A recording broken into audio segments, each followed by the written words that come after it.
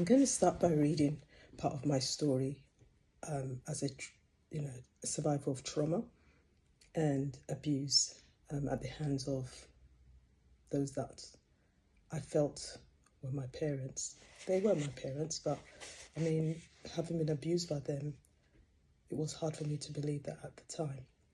But I'm going to read just one chapter from my book, A True Story of Brokenness, The Truth. And hopefully over time I'll read another one.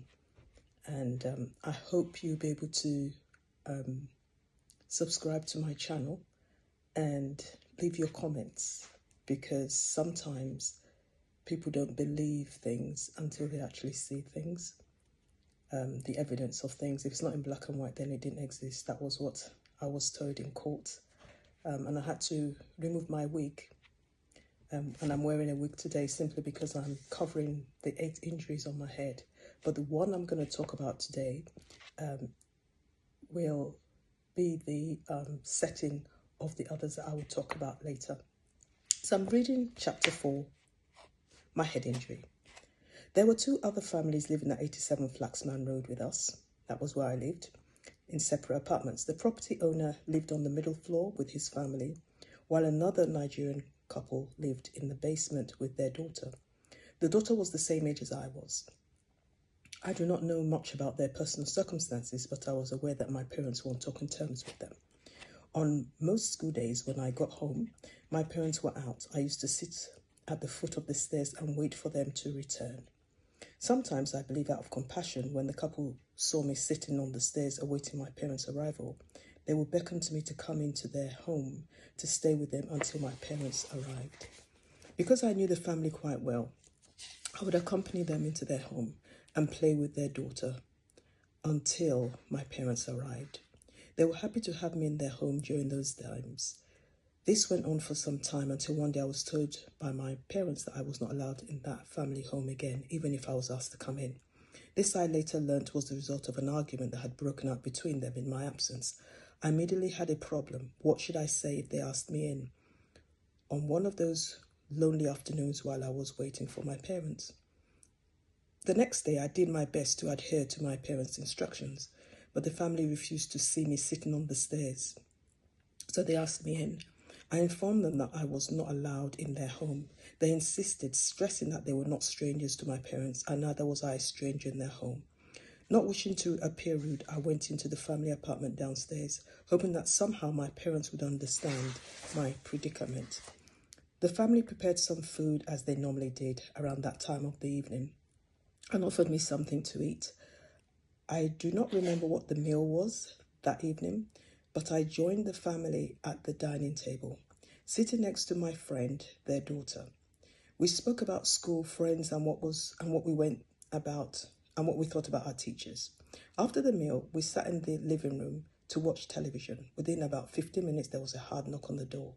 My heart started to pound. I was afraid, very afraid. I suddenly remembered that accepting the family's hospitality was a disobedience to my parents. My friend's mum opened the door and there stood my mum and dad. With my heart racing, I thought about what I was going to say. What would become of me? Would I survive the night? All these questions swiftly flooded my mind. When I saw the look on my parents' faces, I knew that I was in a lot of trouble. I blurted out a muffled hello to both. They looked at me but ignored my greeting. Both tearlessly thanked the family for helping me. I walked briskly upstairs to our apartment, full of apprehension. The moment I got through the door, I was ordered to stoop down. I recalled that this kind of corporal punishment requires you to bend down on one leg, and with the other leg lifted, you place one hand on your back, using one finger of the other hand to touch the floor for balance. I had to stay balanced for at least 30 minutes, a painful and difficult posture, even for an adult. I was only a child. While I was in this position, I was being queried about my visit to the family downstairs. Before I could answer, I had received a kick to the back of my head from my dad's black boots, not just once. I received 2 or 3 kicks to the back of my head. I did not see them coming. By the time I had received the second kick, blood was dripping from my head and I had fallen to the floor. They must have been hard-toe boots. I was in deep pain. I could not answer the questions my dad continued to ask. My head was throbbing painfully when, for the first time ever in my life, I heard my mother shout to my father to stop. He stopped and left me there on the floor, still bleeding. My mom pulled me up and quickly got a wad of tissue to wipe away the blood. In an attempt to stop the bleeding, she held the tissue to my head until blood was no longer dripping.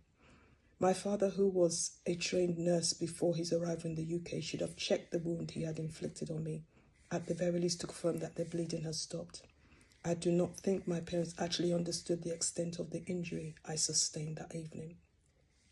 I was told to go to bed, so I changed from my school uniform into my pajamas. I then got my beddings from the corner, laid on the couch, got into my bed and closed my eyes. I was in agonizing pain. My head was throbbing and aching so badly that I had to hold my head to go to sleep. I do not know how long it took me to sleep that night. All I can remember was that I woke up in the middle of the night crying and screaming because I was in so much pain.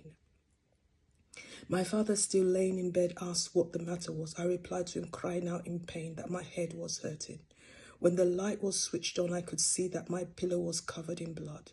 Quickly, my father got out of bed, and when he saw the blood, he shouted, "Eweje," look at blood. That was in the Yoruba accent. I had been bleeding continuously from my head while I was asleep. My parents had a frantic discussion between themselves. Some of the things they said I neither heard nor understood.